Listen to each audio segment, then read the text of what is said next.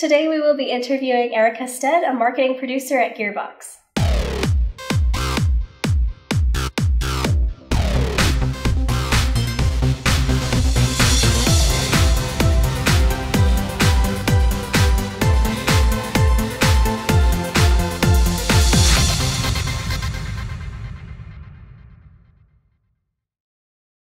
What led you to becoming a marketing producer? I had started in QA. I actually have a degree in something totally unrelated. My degree is in fashion design. And I failed to get a job in fashion design, and I happened to meet some people who were in the gaming industry, and so I kept telling them, okay, that's what I want to do. I want to work for you. I want to sweep your floors or whatever. And so finally somebody told me, hey, we're going to be hiring for QA, which is quality assurance testing. I got a job there, worked really hard at that, got full-time. I got promoted to senior tester. And then from there, I actually thought that I wanted to be a level designer. But as I was trying to learn level design while working full-time as QA, it was really not going very well. And I had one of the programmers who I used to test for, what is it that you're doing after this? And I would always say, oh, well, I think I want to be a level designer. And he would say, no, you are a producer. And then, so eventually I left there and got a job at a startup as a producer. The thing I like about it is the color, some of the silhouettes, and the rain streaks are all in there, and it makes a nice compelling image. Okay, so how are your layers? Are your layers a wreck on that, or? Some of them need to be named, but we can go back through and rename those. Some of them are just kind of trash. We toss them away and start over again. Because if you can make the layers decent, then we can hand it off, and somebody else can do the resizing for first party. So. That would work. It wouldn't take too long. I actually wasn't even looking for a job. I happened to see the job listing for my current job come up on Facebook, and I read the qualifications, and it was a really unusual set of qualifications, and I was like, that is almost exactly my random qualifications. What prior education and experience did you have before being hired at Gearbox? I started in QA, and then I had experience as a producer at a smaller company. And then I also just had a lot of, because my degree is fashion design, so I have a little bit of, kind of an art background and knowledge of, Photoshop and things like that. I'm not the world's greatest Photoshop artist, but what I do with that is I understand usually about how long a task is. Exactly. So I can estimate for my artists, I know when to say no to a task because it's a 48-hour task, So what was the first Gearbox project you worked on? I think I showed up, and the first week I was here, they had the first Battleborn trailer partially underway, and they were like, you are producing this trailer now? But the first project to release would have been Borderlands, the pre-sequel. It was the first full game, so I was on most of the marketing campaign for that. What was it like working on that game?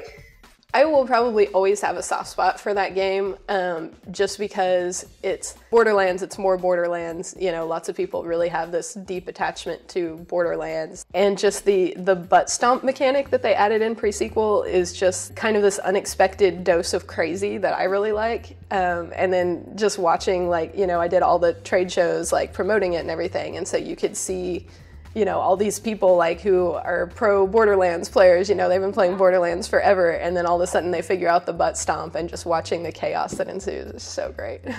Sometimes you want your booth to be closed because you want to kind of control, if the game is early on or something, sometimes you want to control who sees it and how they see it. And a lot of my job consists of going to the trade shows and, working on assets that we wind up using at the trade shows. And so you could see them playing matches. People were lined up out here watching them, and some of these were pretty well-known streamers, so people would be watching their favorite streamer playing live, and then and you could see their screens here, and then of course everybody back home could watch them stream live from the booth, which was pretty cool. What is your greatest challenge when working as a marketing producer? Deadlines. The deadlines that I have are influenced by so many outside things. If we're working on something where we're the developer and we're working with our publisher, the publisher may have a deadline for something that they have that I have to meet. Or, we might have, PAX has a particular date and we can't be later than PAX, so we have to hit that date. Or, when we're working as the publisher, there's certain times that you have to submit certain things. And so the deadlines that come to me are often really tight and hard to meet, but then I have to give deadlines to other people. And so I'm trying to balance like giving people reasonable time to work on something. What is your biggest piece of advice for aspiring marketing producers? I don't know if anybody aspires to be a marketing producer. There aren't that many of us exactly. Parts of my job are done by other job titles at a lot of different companies. If you specifically want to work on like production of trailers, things like that, you should definitely consider things that aren't just like at development studios or publishers. Like there are agencies that specialize in trailers. So if trailers is what you love, that's something to look at. Like don't just look at the developers because that's a small pool, but there's a pretty large pool of agencies that you could work for. If it's the events and the other marketing assets that you're interested in, always learn everything you can.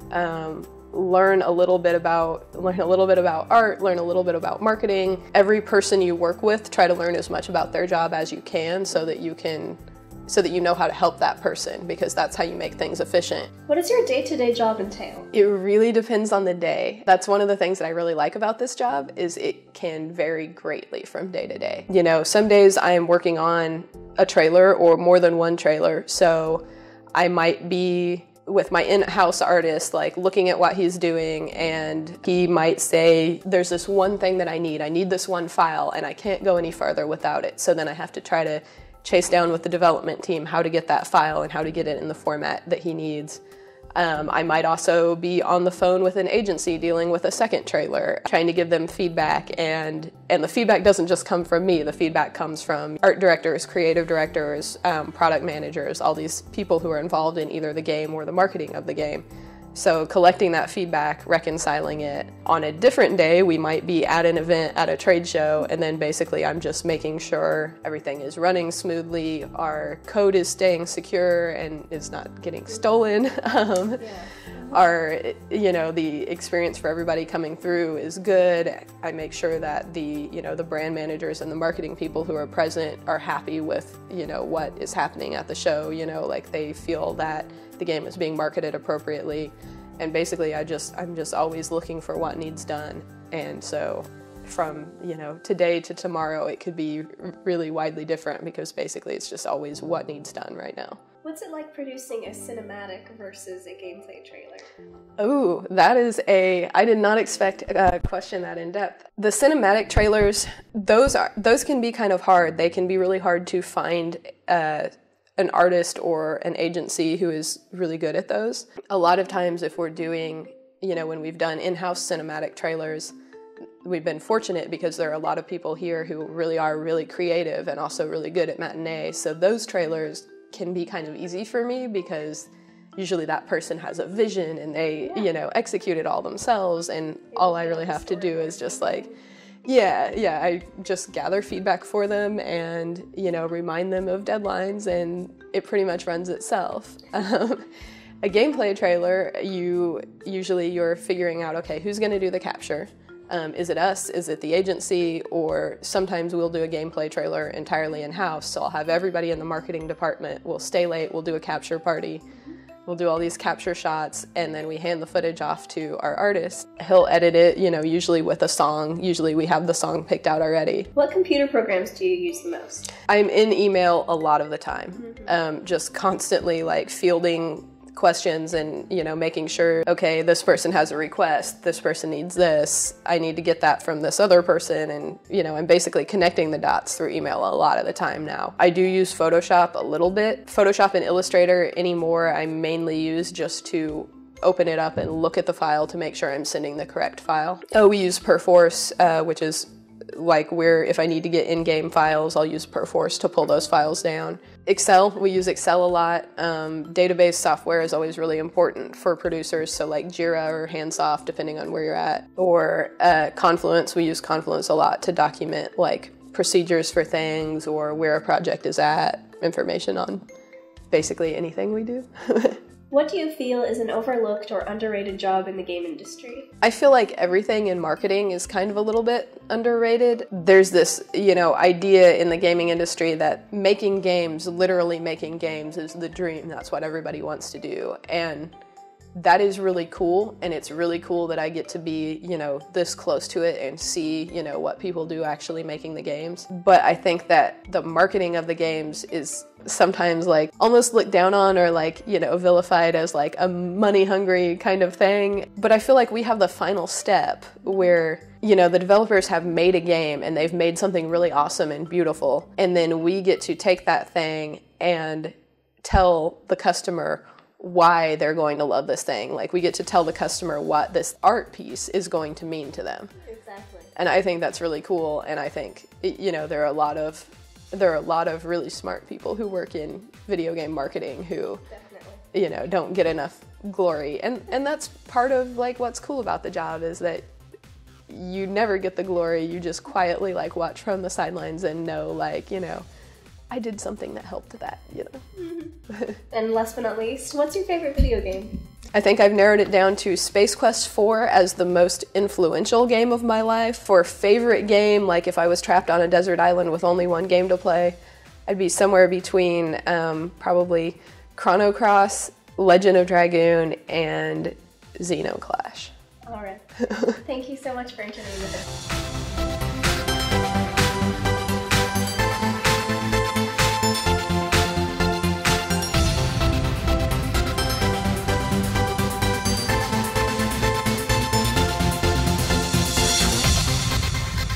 For more information on Behind the Beta and other current projects I'm working on, go to inkrosinc.com.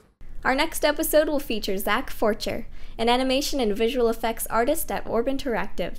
You can help support Behind the Beta on Patreon, link in the description.